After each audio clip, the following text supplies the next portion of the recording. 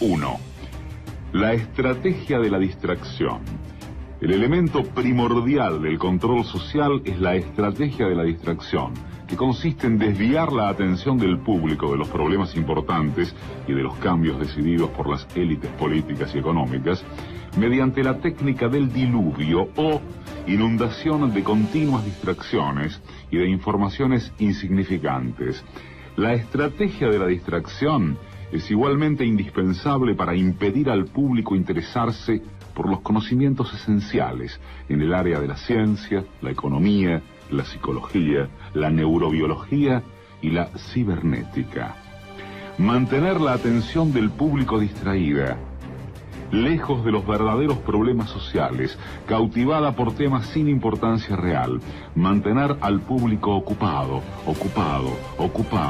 sin ningún tiempo para pensar, de vuelta a la granja como los otros animales. El ídolo adolescente Justin Bieber ha indignado a miles de padres con sus opiniones sobre el aborto y las violaciones. En vísperas de los exámenes finales se ha disparado el alquiler de pinganillos. Hay perros abandonados, los hay también maltratados, pero hay también muchos perros de hoy en día que llevan una vida bastante regalada en los hogares. Si sus amos reciben cremas o masajes o van a la moda, pues ellos también. 2. Crear problemas y después ofrecer soluciones. Este método también es llamado problema-reacción-solución. Es decir, se crea un problema, una situación prevista para causar cierta reacción en el público, a fin de que éste sea el mandante de las medidas que se desea hacer aceptar. Por ejemplo, dejar que se desenvuelva o se intensifique la violencia urbana, u organizar atentados sangrientos a fin de que el público sea el demandante de leyes de seguridad y políticas en perjuicio de la libertad. O también crear una crisis económica para hacer aceptar como un mal necesario el retroceso de los derechos sociales y el desmantelamiento de los servicios públicos. Empezamos con 8 casos, posibles casos, no siquiera casos confirmados, ahora ya son 10, porque se han incorporado 2 en las últimas horas y probablemente cuando termine el programa o dentro de un ratito hay alguno más, a lo mejor. Casi seguro que cuando terminemos habrá 12. Las primeras dosis de la vacuna contra la gripe A ya están en España y la ministra de Sanidad, Trinidad Jiménez, prevé que comiencen a administrarse en la primera quincena de noviembre. 3. La estrategia de la gradualidad. Para hacer que se acepte una medida inaceptable, basta aplicarla gradualmente, a cuentagotas, por años consecutivos. Es de esa manera que condiciones socioeconómicas radicalmente nuevas, neoliberalismo, fueron impuestas durante las décadas de 1980 y 1990. Estado mínimo, privatizaciones, precariedad, flexibilidad, desempleo en masa, salarios que ya no aseguran ingresos decentes, tantos cambios que hubieran provocado una revolución si hubiesen sido aplicados de una sola vez. Quiero anunciarle que el Gobierno aprobará la reforma laboral el próximo día 16, miércoles, en Consejo de Ministros. Se produzca un acuerdo o no se produzca un acuerdo.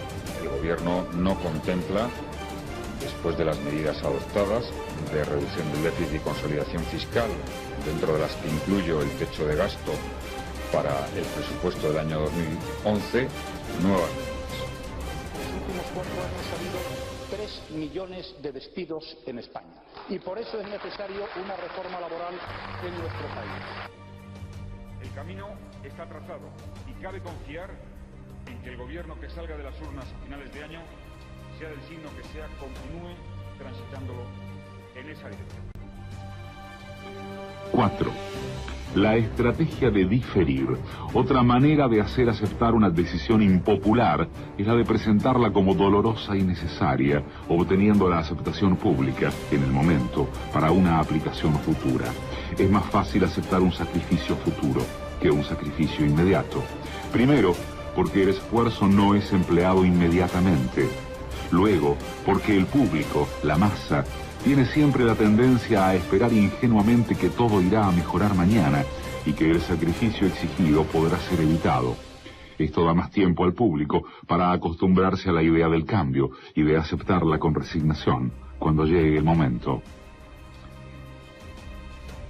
La reforma laboral es una reforma necesaria. La única manera de poner a salvo los elementos básicos del servicio público de la educación. Y por eso es necesario una reforma laboral en nuestro país. Bien, la reforma laboral pues era necesaria y ha sido un paso en la buena dirección. 5. Dirigirse al público como criaturas de poca edad. La mayoría de la publicidad dirigida al gran público utiliza discurso, argumentos, personajes y entonación particularmente infantiles, muchas veces próximos a la debilidad, como si el espectador fuese una criatura de poca edad o un deficiente mental. Cuanto más se intente buscar engañar al espectador, más se tiende a adoptar un tono infantilizante. ¿Por qué? Si uno se dirige a una persona como si ella tuviese la edad de 12 años o menos, entonces, en razón de la sugestionabilidad, ella, la persona, tenderá con cierta probabilidad a una respuesta o reacción también desprovista de un sentido crítico, como la de una persona de 12 años o menos de edad. Yo lo pruebo y me reaccioné. ¡Wow! Y la reacción de la gente es... ¡Wow! Sentirse hinchada es normal, ¿no? No, sentirse así no es normal. Lo normal es sentirse bien. 6. Utilizar el aspecto emocional mucho más que la reflexión.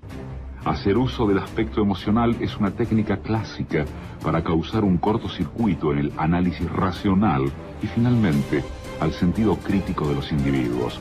Por otra parte, la utilización del registro emocional permite abrir la puerta de acceso al inconsciente para implantar o injertar ideas, deseos, miedos y temores, compulsiones o inducir comportamientos.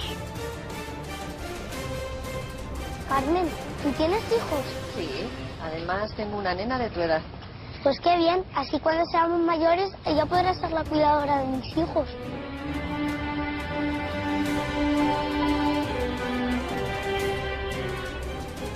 Pasa de mí, no le interesan mis problemas.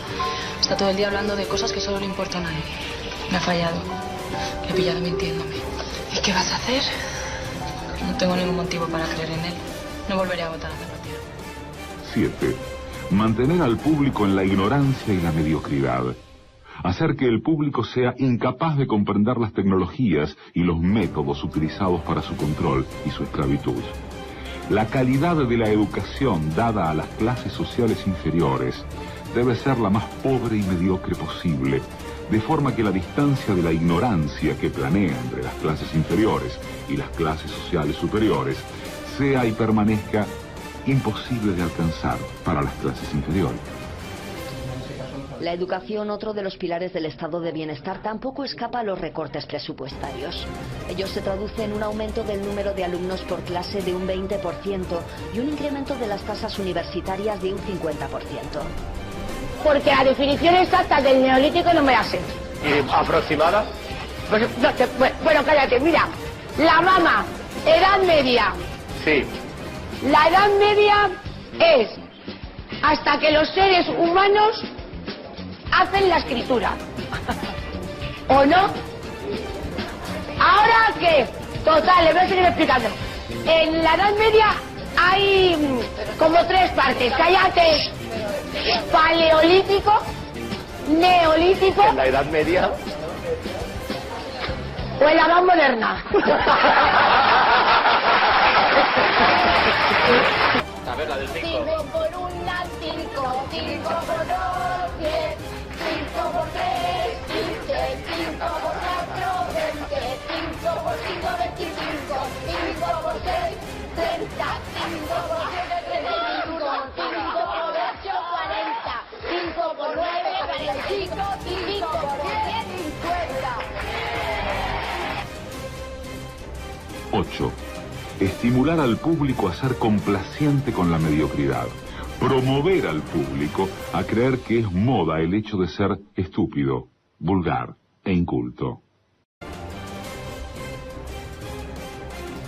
Pues 9 por 8, espérate. 9 por 8. A ver, si 9 por 9 es 81 y le puto 9, 79. ¿A mí? ¿Eh? ¿De qué me conoces, pedazo puto? ¿Está la cámara? ¡Pedazo puta, da la cara! ¿Dónde está? Mentirosa, tengo el coño, o la polla, me da igual. Métete a la igual el coño y la bote el coño con bacalao. ¡Anda la mierda, marrana! 9. Reforzar la autoculpabilidad. Hacer creer al individuo que es solamente él el culpable por su propia desgracia, por causa de la insuficiencia de su inteligencia, de sus capacidades o de sus esfuerzos. Así, en lugar de rebelarse contra el sistema económico, el individuo se autodesvalida y se culpa, lo cual genera un estado depresivo, uno de cuyos efectos es la inhibición de su acción. Y sin acción no hay revolución. Y en La Razón. Hemos comprado a crédito segundas viviendas, televisiones de plasma, viajes al Caribe, y eso no es razonable. Pero este argumento no es nuevo en el PP. Parece que tienen fijación con los que compran plasmas. Segunda vez que salen a relucir en una semana. Y que hay casos de las familias que efectivamente estaban en situaciones de necesidad y que a lo mejor luego se compraban una televisión de plasma. Esta diputada valenciana hablaba de parados en lugar de, por ejemplo, cargar contra los bancos. Lo mismo el gobierno de Rajoy, que prefiere pasarle la culpa a los ciudadanos, los que según la oposición son las víctimas y no los causantes. No es verdad que había unas relaciones de libertad absolutas. Y no es verdad que la responsable es la gente de ir a meterse en aquellos créditos. Le metieron los créditos por los ojos. Y los bancos se desentienden del asunto. Parece que la crisis no va con ellos. La crisis económica no está provocada por el sistema bancario. Y 10. Conocer a los individuos mejor de lo que ellos mismos se conocen.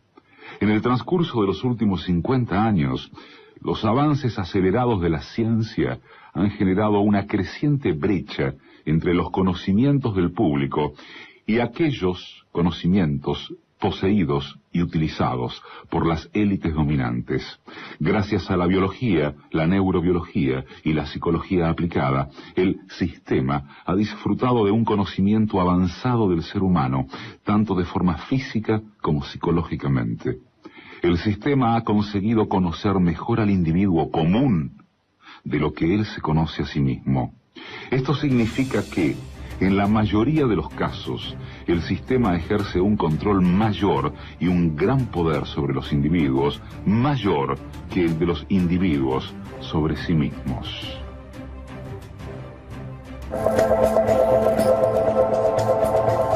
Los psicólogos y los científicos llevan mucho tiempo intentando medir las emociones, pero también los directores de marketing.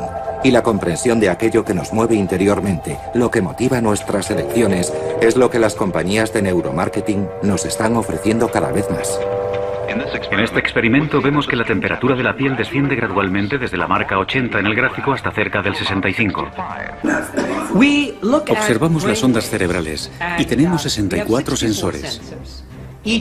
Cada uno de los sensores monitoriza el cerebro 2000 veces por segundo. De modo que en un segundo obtenemos 128.000 puntos de referencia. Imagínese lo que obtenemos en 30 segundos, lo que obtenemos en un minuto. Miles de millones de puntos de referencia, ¿verdad? Con esto medimos 3 parámetros, solo 3 parámetros, con enorme precisión. Medimos sus ondas cerebrales en respuesta a un anuncio de 60 segundos. De ahí hemos tomado 3 componentes, que son atención, emoción y memoria. Y a partir de ahí podemos deducir una puntuación total de efectividad, que adjudicamos al anuncio que acabamos de ver. Como puede ver en el gráfico detrás de mí, cada uno tiene su propia puntuación individual, pero si combinamos los 3 obtenemos una puntuación de efectividad. La puntuación total es muy buena. Entre los 3 componentes tenemos atención, que es muy alta. La atención es el más fácil de capturar, por eso es siempre alta. Pero el perfil emocional sube y baja constantemente, y eso es lo que nos interesa. Si una persona muestra una emoción muy alta, puede producirse agotamiento, se cansa del anuncio enseguida. Por tanto, que suba y baje es muy bueno. La memoria es el componente más difícil de capturar. Si lo consigue, se trata de un buen anuncio, porque la memoria se mantiene muy alta desde el principio.